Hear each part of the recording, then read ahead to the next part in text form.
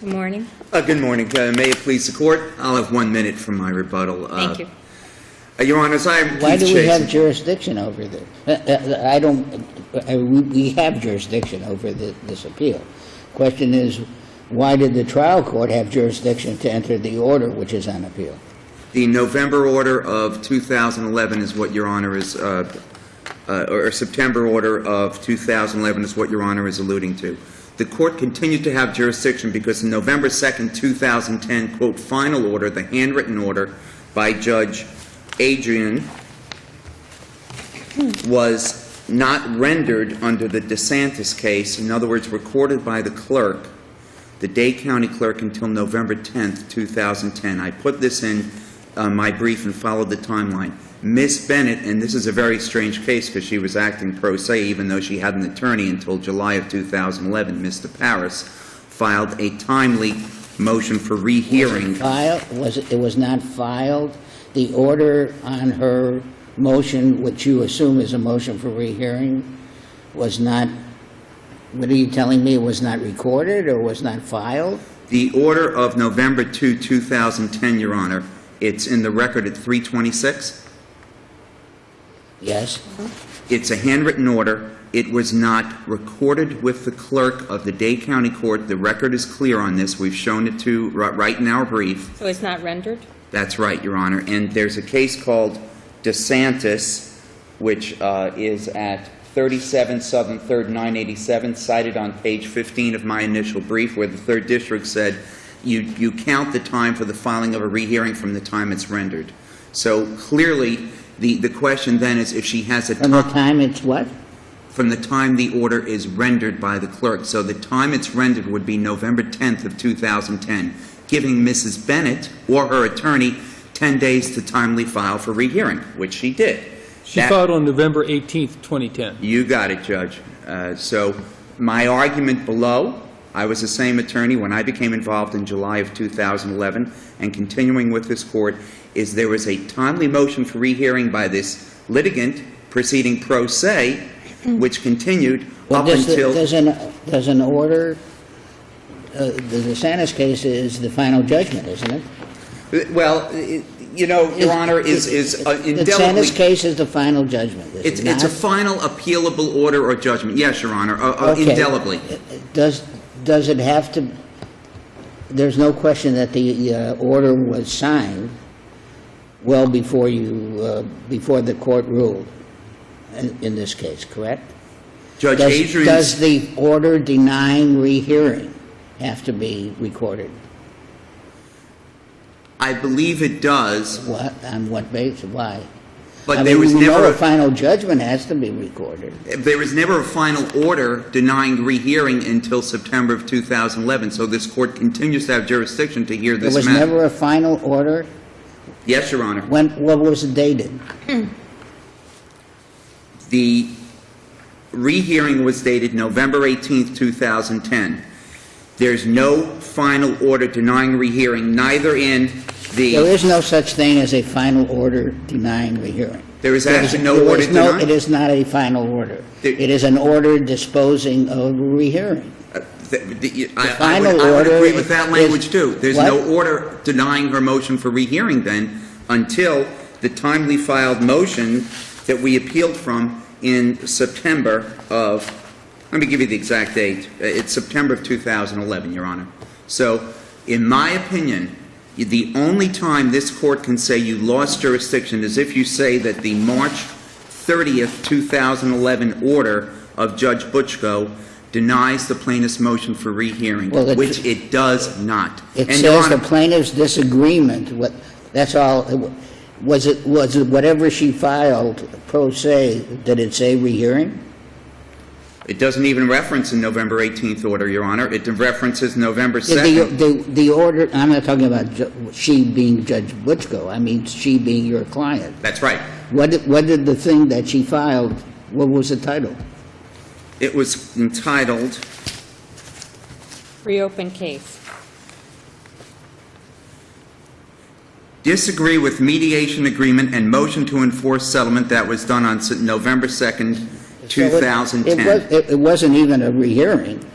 And when Judge Richko says plaintiff's disagreement with mediation agreement, that's what she was, is hereby denied. I mean, that's the end of the case. Your Honor, you have alternative grounds under Rule 1.540 as it's Go right voidable as ahead. well. Well, Clearly, and I don't want to piggyback after the other case, Yes, but this is not 5 years later. This is clearly timely filed within the 1 year. No doubt about that, of the November 2nd, 2000. And what,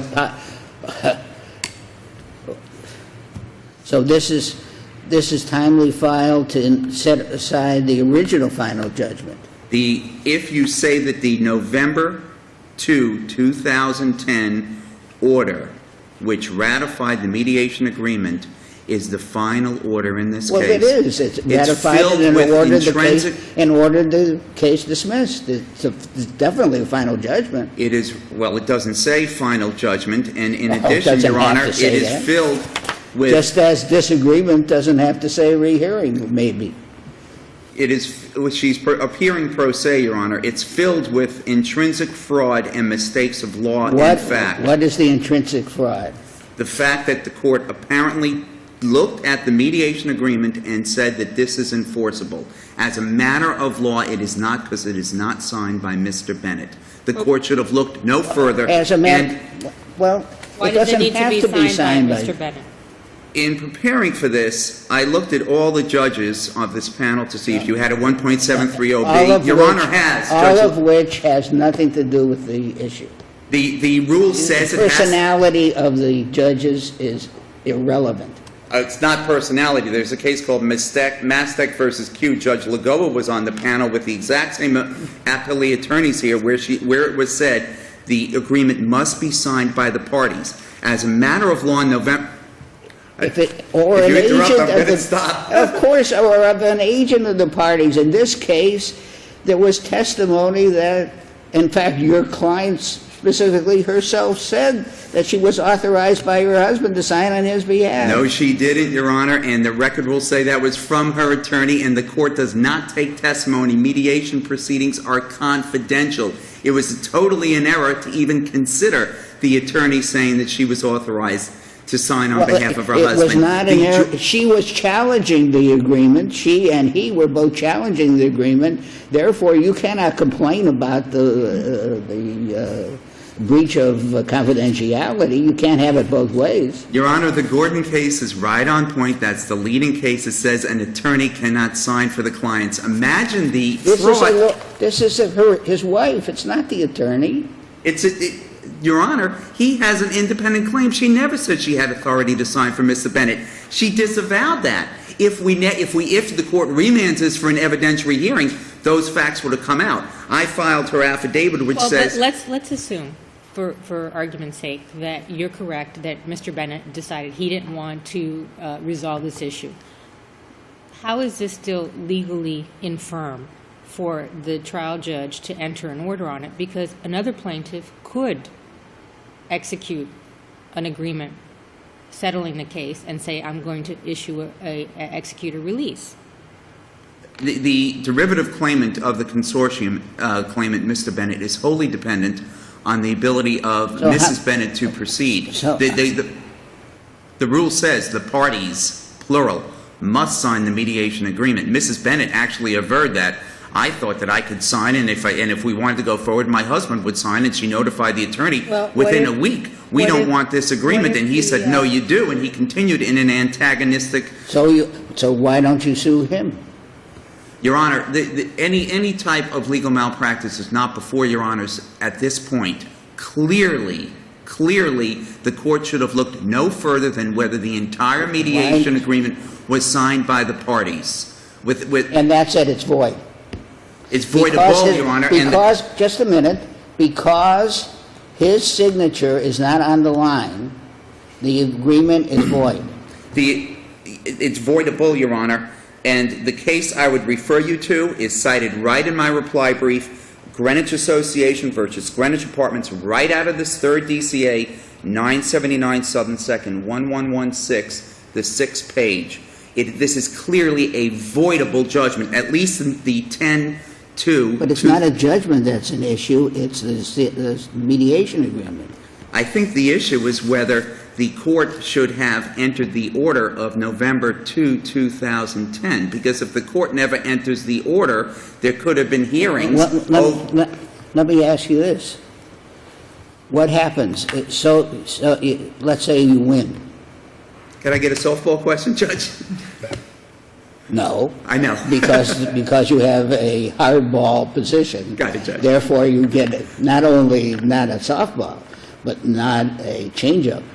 You get only fastballs. I was gonna Get say. it. Come. In other words, you're like a Yankee at the moment. Jeter. Your Honor, I think I that forgot what I was going to say. you were talking about the mediation agreement from December of 2009. You had a hypo. Clearly, the mediation agreement should never have been. What is, okay, you win.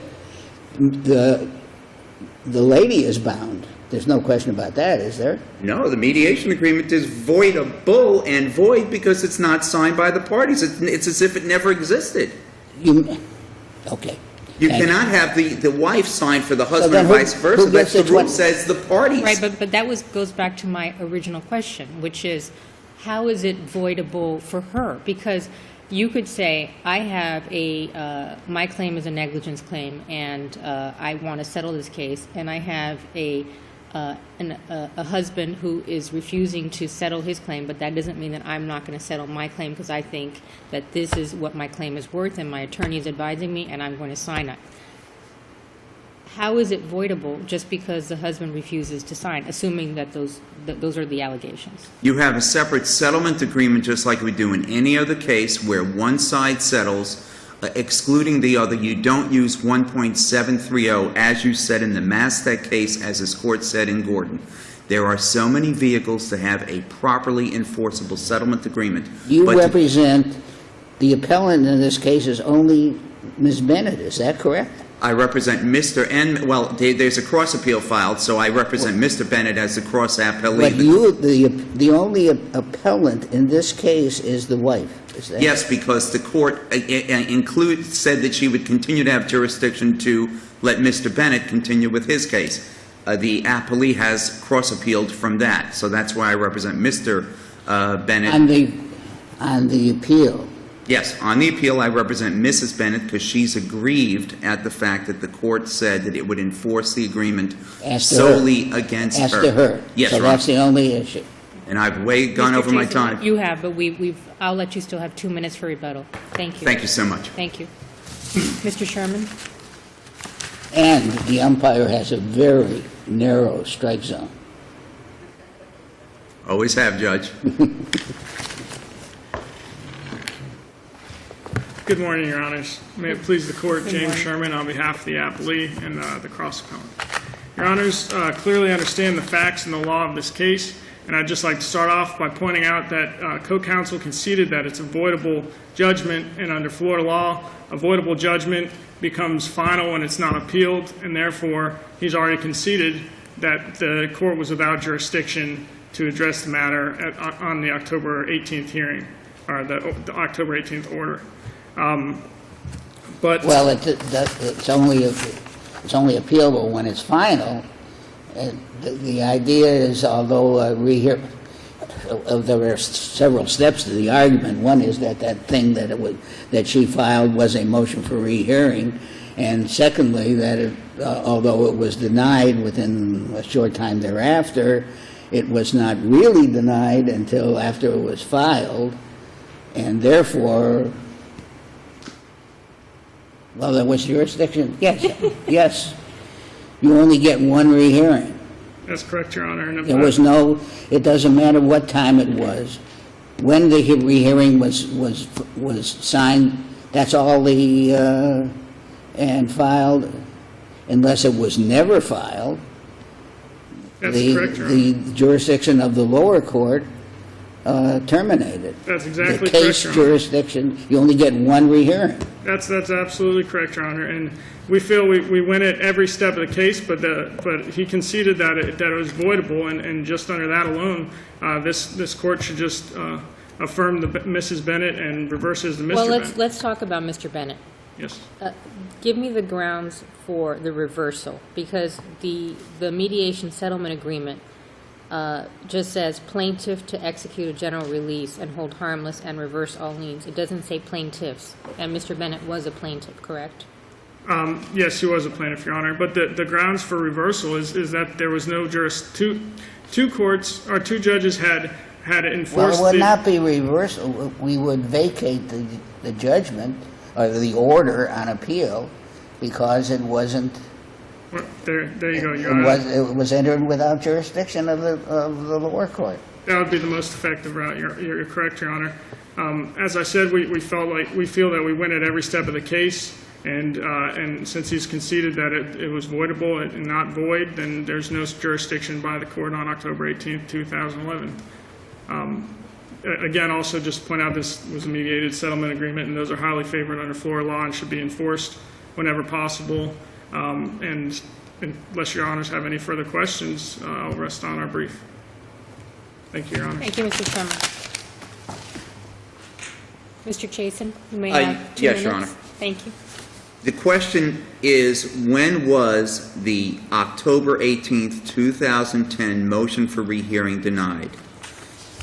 The only Was option... it denied before this order, which is now on appeal, was entered?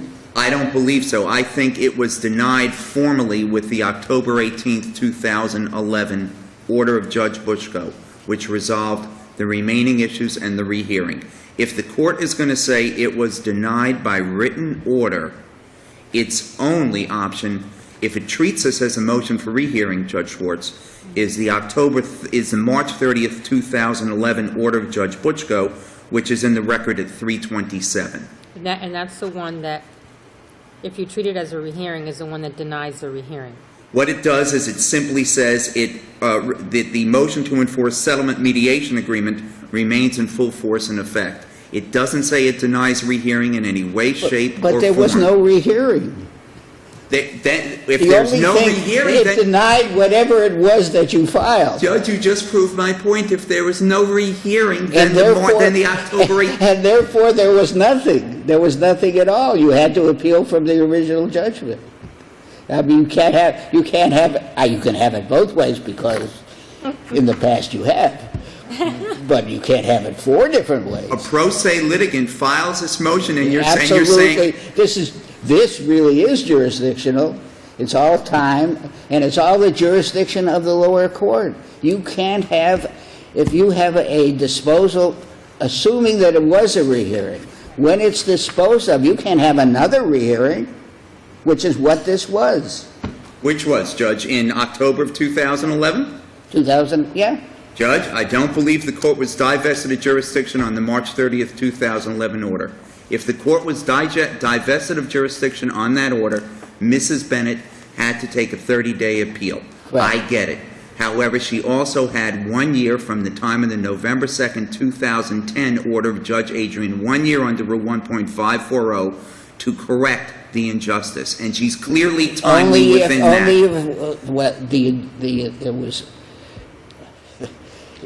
It was not an injustice. You claim it was a void judgment, but you don't even claim that. You claim it was a voidable judgment. So Judge, it was filled with intrinsic fraud, which Greenwich says you can vacate that. The intrinsic fraud meaning that he didn't sign the judgment. And the court didn't look at just the documents themselves and say, I enforce it or I don't. That's exactly what Connor That is said. an error of law. There's no intrinsic fraud. If there's an error of law... It isn't even an error of law. I've now gone beyond my 2 minutes. Mr. Chasen, thank you very much. And you would like us to... What? I would like you to vacate the order of March 30th, 2011, vacate the mediation agreement and Judge Adrian's order, and remand this case so Mrs. Bennett can proceed with her case to the merits. You are also saying that the order, insofar as it refused to give Miss Bennett any relief, was wrong on the merits. I'm sorry, Your Honor. You're saying insofar as the order refused to give Miss Bennett any relief, it was wrong on the merits. So all the judges have been wrong on the merits. If you vacate the November 2nd, the short answer to that is yes, The reason being, if you vacate that, then we're back to having whether this mediation agreement should be enforceable or not. Thank you, Mr. Chasen. Thank you. Thank you, Mr. Sherman. Have a good day.